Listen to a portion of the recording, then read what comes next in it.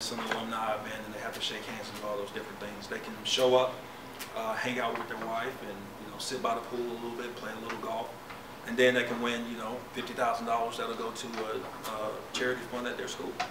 So that's an event that we created purely to give away charitable donations and as a relationship builder with the college football coaches and the athletic departments throughout the ACC, SEC, and now it's actually extended over to the Big Ten. The second property that we own and operate, which you guys are probably familiar with, is the Chick-fil-A kickoff game. So this year we had Alabama playing Virginia Tech, so we do that Labor Day weekend at the Georgia Dome. Always sold out, perpetually sold out. And that game was solely created because a couple years ago, as you may or may not know, we are not currently what is still existing through the course of this year, a BCS game. And there are a lot of roadblocks and things. It's very difficult to get into that. It's kind of what they call cartels, difficult to get into. So you've got the big bowls like the Rose Bowl, the Sugar Bowl, the Orange Bowl, so on and so forth. And entry into the BCS, which is that top level, is where any bowl game would want to be. At that time, was pretty much impossible if you weren't already a part of it. So our boss, Gary Stuckman, who was also featured in the video, he said, well, if we don't have an opportunity to get into a BCS game, we'll create this BCS game on the front end of the season. So through the relationships and contacts that he's built over the years, and he travels every weekend. He goes to more college football games than probably anybody in the country. On a good weekend, he could go to 3. He'll go out on Thursday, he'll go somewhere on Saturday, and he may hit 2 games on Saturday. So he wanted to create a BCS style matchup in the city of Atlanta on the front end of the season. So every year we try and get those types of teams. So next year we're actually hosting a doubleheader. We'll have Alabama playing West Virginia. We'll have Louisville playing, not Louisville, but we'll have Boise State involved in the game as well. So that was created, again, we couldn't get into the BCS, so how can we create something that is a BCS level game on the front end of the season that raises the profile of our company? And through that, we also give away scholarship donations. I believe we did $70,000 between Alabama and Virginia Tech this particular year. So that's a great event.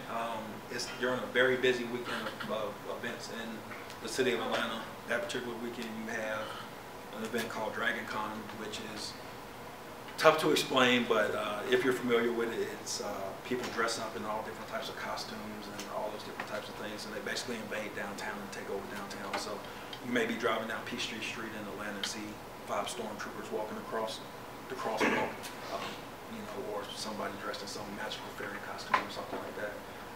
You've got the NASCAR race going on down at Atlanta Motor Speedway. You've got our game, and a couple other different things. Obviously, it's Labor Day. It's a huge event. So that's property kind of number 1 or 2 throughout the course of the year. And then, of course, we have the Chick-fil-A Bowl. So the Chick-fil-A Bowl was started in 1968 as really a fundraiser. It's basically started to benefit an organization called the Lions Lighthouse, which provides eye care services throughout the state of Georgia. It started off doing eye exams and providing glasses. They actually do retinal exams and all those different types of things now. So it was started solely to benefit that particular organization. And if you're from Atlanta or you're familiar with what was the old Peach Bowl, it was played outside on December 31st, so you can imagine the weather was not that great. So they used to play in the old Atlanta Fulton County Stadium, which housed the Braves and the Falcons. So by the time you got around to our game, the field was basically mud. It was probably going to rain. It was probably going to be less than 50 degrees out. So as you can imagine, wasn't a lot of people going to that game. And it was actually very close to being defunct until it was brought under the management of the Metro Atlanta Chamber of Commerce and kind of propped up through that and given a sales arm to sell tickets and all those different things. The key turning point for the bowl game was a couple different things. One, moving inside to the Georgia Dome. Now we know every year that we play a game, it's not going to rain, it's going to be 70 degrees, and it's going to be a great field for the teams to play on. The second thing was creating a partnership with the ACC and SEC where we automatically get picks from those 2 organizations every year. So currently we have in the ACC what we refer to as the first pick after the BCS. So it's not necessarily the loser or the runner-up of the championship game, it's our first selection after that. So for example, this year if Clemson plays, who's another? Miami. Clemson plays Miami, and Clemson loses. We are not bound to pick Clemson necessarily. We could pick the next team within, I believe, one conference win or loss down the schedule. So that could be a Florida State, or it could be a Georgia Tech, or a Maryland, who's on the beat right now. From the SEC side of things, we have somewhere between pick 4 and 5. The SEC works a little bit different than the ACC. So what does pick 4 and 5 mean? Pick 4 or 5 essentially means that you sit down with the conference office and they figure out the best place to send those teams for that particular year. So for example, last year we had LSU. If LSU was in that same 4 or 5 mix, more than likely they're not going to want to send them back to Atlanta. They're going to want to send them to another destination. So we'll get a Texas A&M or Arkansas or whoever, Florida, whoever may be in that particular mix. So that's the way that particular pick works. So ACC, first pick after the BCS for the ACC, SEC is pick 4 or 5 or whatever Mike Slav said we have that particular year. And so for the bowl game, you know, we do roughly 30 events surrounding the bowl game during that week. So it runs the gamut. It runs from private events where we take the guys out. So we take them to a Brazilian steakhouse. We take them to Andretti to go go-karting. We do the hospital visits that you saw reflected there. We have parties for the families of the coaches while we have particular luncheons and things going on. We do an FCA breakfast at 7:45 one morning during bowl week. And then, of course, we have the fan events. So game day within itself always starts off as with the parade that's mentioned there, transitions into Fan Fest, and then we go into the game. So, you know, that's a little bit about the Chick-fil-A Bowl. One new initiative that we had this year, we actually partnered with the Tour Championship on Hospitality Village. So out of the Tour Championship, which features the top 30 players in the world, we had a, 100 by 60 platform, tent platform. That's basically a hospitality place. So we sold tickets to it. We hosted vendors and sponsors and friends of the family, so to speak. So it was actually between the 10th tee and the 11th green, so a very unique kind of atmosphere. The players walk from the 10th green under a tunnel out onto the 11th tee, hit the 11th tee. So you could actually, from the platform, you could stand over here, see them put out, turn around, watch them walk under a tunnel, see them tee off, and then you could see down the fairway to see them put out. So it was actually a really cool event. Something that we're going to do in the future. And, you know, going back to that mission of creating these memorable events, you had that portion of it, which was unique. It's never really been done on the tour, but that type of setup. We donated $25,000 to the East Lake Foundation, which is the main benefactor of the Tour Championship out in Atlanta. So, you know, again, those are the different properties that we have, the different things that we do. They're all, you know, again, they have multiple customers. Different ways we're trying to achieve different things for those customers. So again, when you think about, as you go through your career, as you go through those different types of things, you know, think about, you know, who your customers are and what you're trying to achieve. I mean, sometimes you have to do a lot of things in different parallel motions, parallel tracks to achieve those different things. So, you know, any questions on anything related to the bowl, the properties, or anything that we run?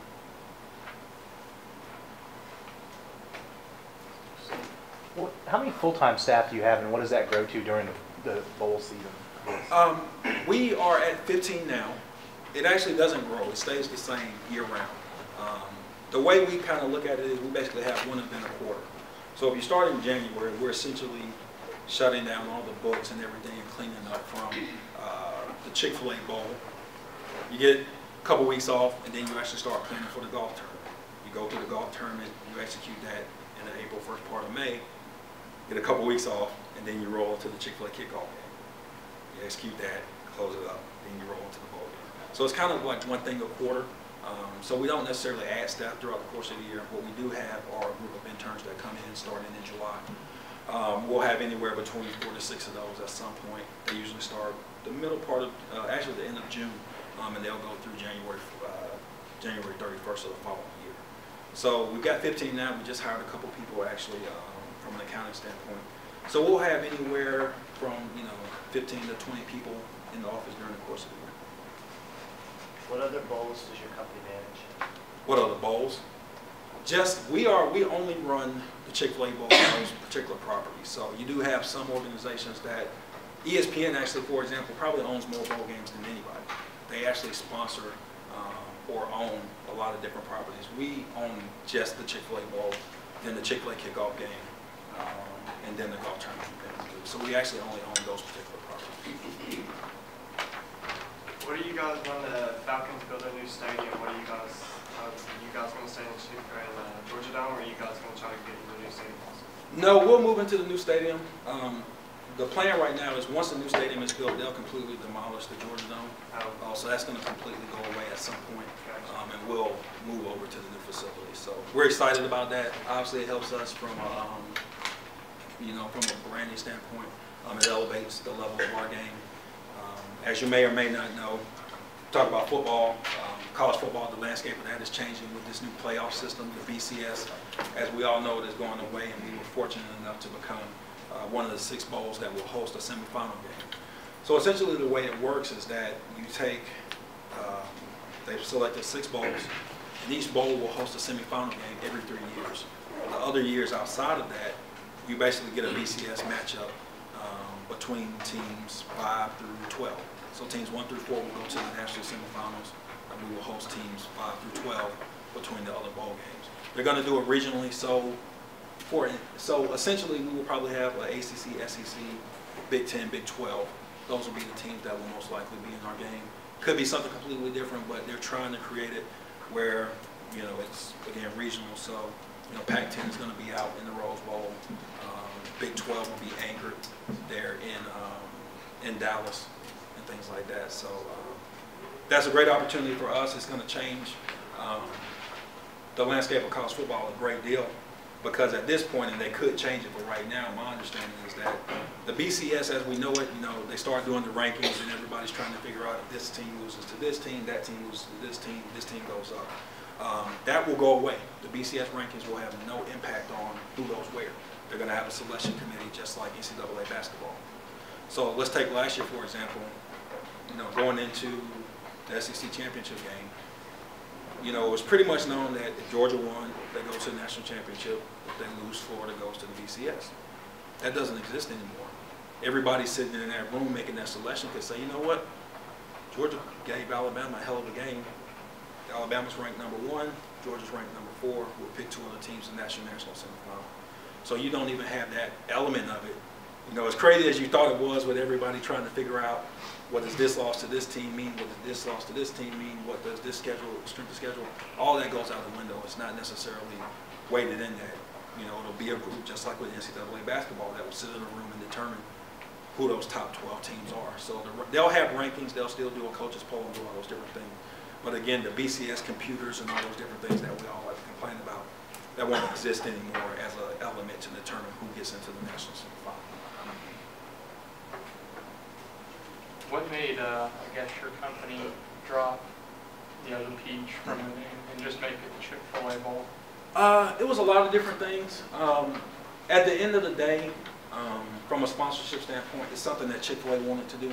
And, and it wasn't a situation where they're necessarily strong-armed us, but we had to look at it, as, what's best for the company. So at the end of the day, the money that they pump into the organization, all the different things that they have done for us, it was a small concession to make that choice. Well, it wasn't popular. We definitely heard about it, and understandably so. I grew up in the city of Atlanta, so Peach Bowl was, something kind of intrinsic to me as associated with the game. But it was a decision that they made. To be completely honest, I think if it was any other company, they probably wouldn't have done that. But Chick-fil-A is Atlanta. For what people traditionally think as their values and how they conduct their business, it made sense. If it was a Meineke, probably not. But I think that was the only organization that we probably would have made that concession to. And it's something for them. It gets real tricky for them. Chick-fil-A Peach Bowl, when you put it into a news article, gets condensed down to Peach Bowl. When you cut a check for millions of dollars, you want your name on there like you originally signed on for it to be. So that was a lot of the driving factor behind it. But again, if it was any other company, any other corporation, anything like that, I don't think we would have done it. But and that's the honest truth. That's what I was doing. So jobs, internships, you guys want to talk about those? Yes. So, I mean, this is intro to sport management, right? So what's the, I mean, you throw questions at me. Trust me, I know a lot about it, but what questions do you have? Y'all that y'all hired in July to January that you're talking about, what you said, what do they do for y'all? They do everything. What I tell any, and I run the internship program for the Bowl, and I was a former intern. The ratio is actually, I'm veering off from your question, so I apologize, but I'll come back around, I promise.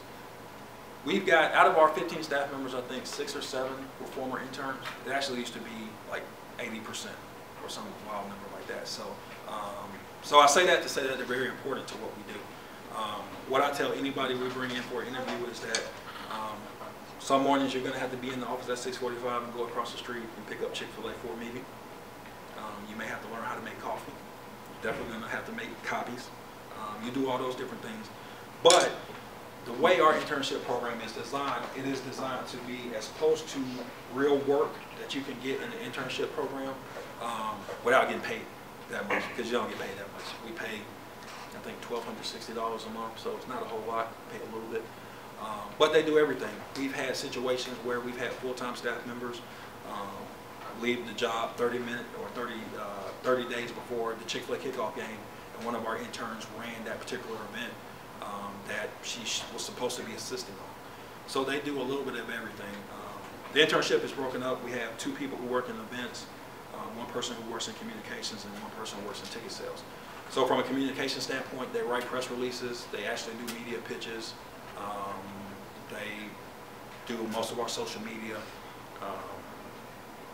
they set up media calls and media availabilities to something we call team marketing selection, which is a group of volunteers that go out to different games throughout the course of the season. So we normally start the weekend in Georgia, Florida. So we'll have a representative go down there to talk a little bit about the bowl game, to meet with the ADs, and all those different things. So they do media pitches for that. Again, write press releases, they edit our program, all those different things. So that particular internship needs a very high level of writing in AP style and all those different things. So it's the interview process for that is pretty rigorous. You have to do a lot of writing, send in writing samples and all those different things. From an event standpoint, again, specific to the bowl game, we've got 30 different things. I work in the events department, so we handle all of those events pretty much soup to nuts. It's our staff and a core of 400 volunteers that work on all these different events. We have volunteers that do things as high as actually running the game programming in association with ESPN, to somebody taking a ticket at FanFest. So it kind of runs the gamut there. So from an event standpoint, for an intern, it pretty much is everything. Yesterday, our intern, she took something down to the storage room. She updated a meeting matrix of all the hotel rooms that we'll use from a meeting standpoint in our 2 host hotels. She's updating our institutional guide, which is a 120+ page document that we give each of the teams that participate in the bowl game, that basically chronicles and details every part of their participation for that week in December. So they do a little bit of everything. You know, I can honestly say, having been through the program, again, it is, you know, full-time job here, level of work for the internship program is right about there. So obviously I'm a little bit biased, but so you can't lose sight of the fact that you are going to do that menial stuff. You are going to have to answer phones and sit at the front desk, and you know, go pick up lunch, not for an individual, but for a group. But they do real work. Sales, our ticket sales guy, he works with sponsors. He updates sponsor deck. He obviously is taking sales calls. He's selling tickets. They allowed him to manage the ticketing process for the tour championship event that we just did. So we had 300 tickets per day. I think we're like $155 each. And he managed that process of distribution, sales, and everything himself. And that was a project that they gave him individually. So he answers the phone and he gets all the nasty phone calls about the guy who wants to move the seats, but he can't move the seats. He does that, but he also gets opportunity to do things at a little bit higher level. Just adding on to what you're talking about, what's the timeline if you were to apply as an intern? So when does that application process start, and kind of when would you start, and how long is it? And also, how do you go about doing that? The application process usually starts 2nd week of January. So it's actually a pretty long process. It's a period of us accepting resumes, and truth be told, since we changed the name in 2006, we average somewhere between 600 and 900 resumes for 4 positions. So it's very competitive. So it usually starts the middle part of January. We put information up on our website. We put stuff on the NCAA marketplace. Work in sports, we email pretty much every sport management department in the country. We also, from a communication standpoint, reach out to like your PRSAs, your COSIDA, which is, I'm going to get the acronym wrong, but it's basically the sports information directors kind of organization or group here in America. So we reach out kind of across the board. A lot of it is word of mouth at this point. It never fails that if it's not up by the second week of January, I get a call in my office. Checking the website, I hadn't seen anything. It still says 2013, so when's 14 coming up? So it's a pretty simple process. You send in a resume, a cover letter, list of 3 references. We take in those 800 resumes. I divide them up by department, and each department kind of goes through the process of grading them. So events has a set of standards and things we look for different than communications does. Communications, a lot of times, is not necessarily looking for somebody with a sport management degree. They're probably more apt to hire somebody with a public relations background, again, because it's very, very writing intensive. The young lady who's doing it now, I don't believe, she's got a public relations degree from Georgia Southern. She had never even worked in football before.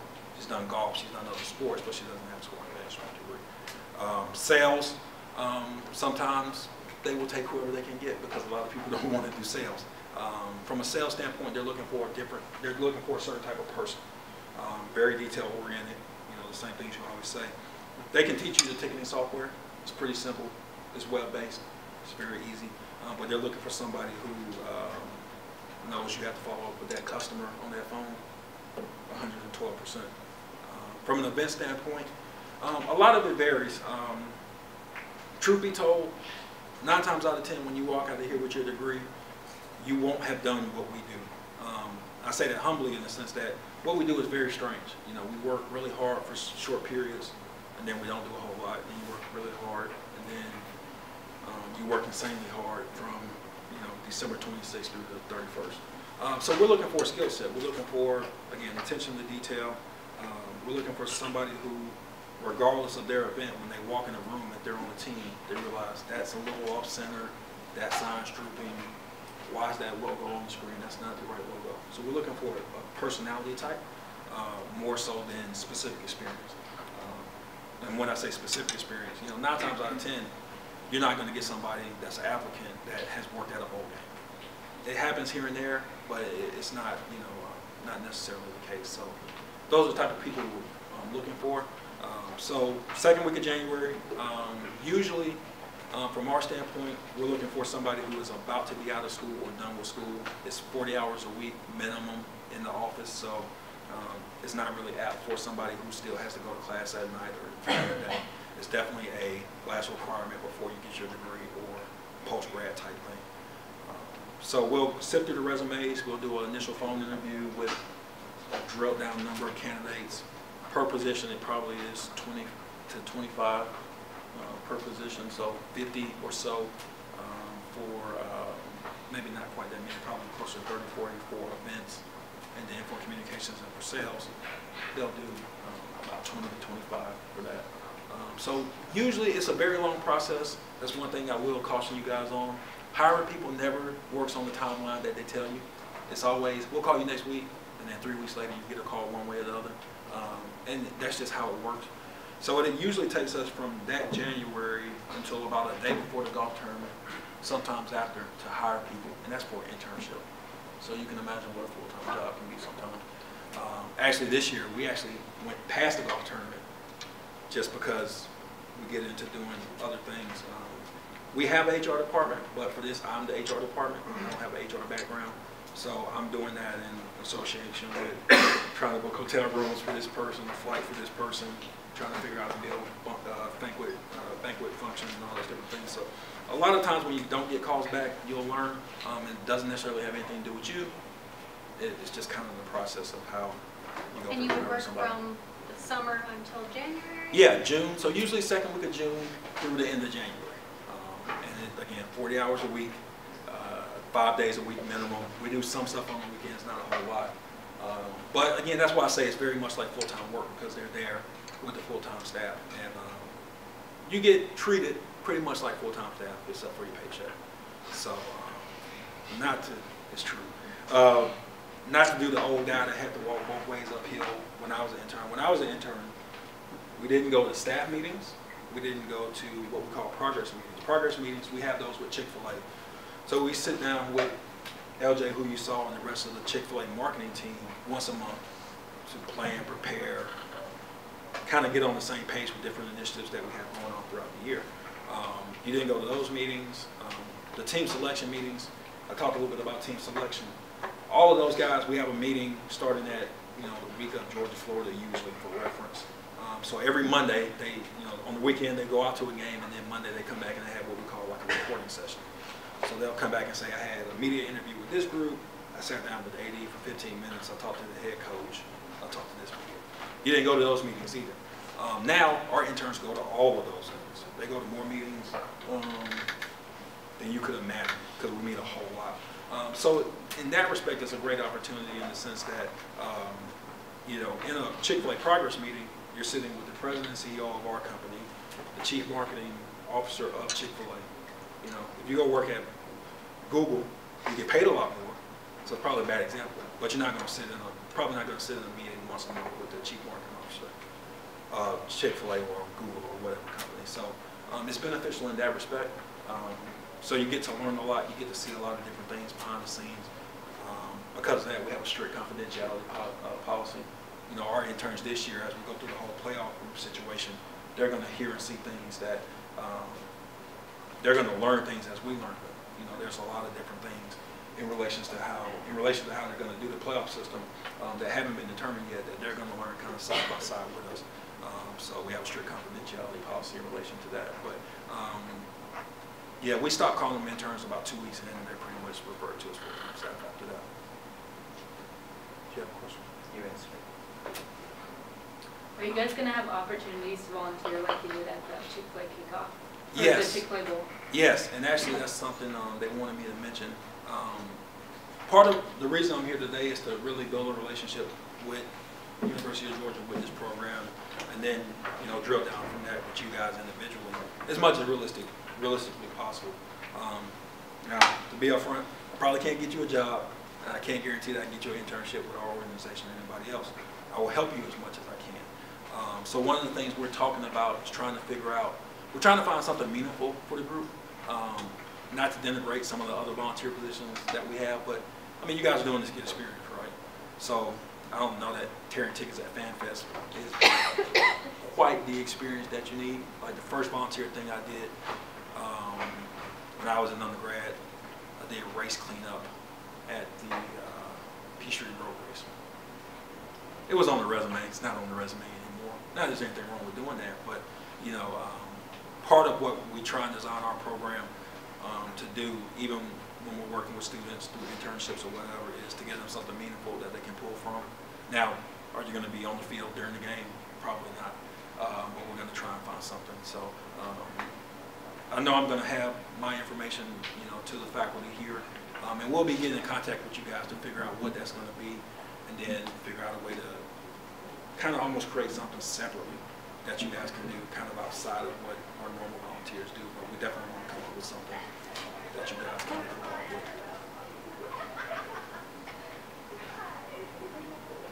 Other questions? Do we have any other questions about maybe not specific to Chick-fil-A Bowl, but kind of getting started in the sports industry, and kind of any questions about after your finished degree? What did Anton maybe do when he got out, and kind of his experiences and how he got into Chick-fil-A? Any questions specific to that? What are the pros and cons of your job? It's like 90% pro, 10% con. The cons are easier to list than the pros, because the pros are a bunch of them. The cons are two main things. One, holidays. Our game, the teams, typically, football coach, going back to how a football coach thinks, he looks at the bowl week schedule and says, okay, I need 7 days of preparation. That means I need to be in Atlanta on Christmas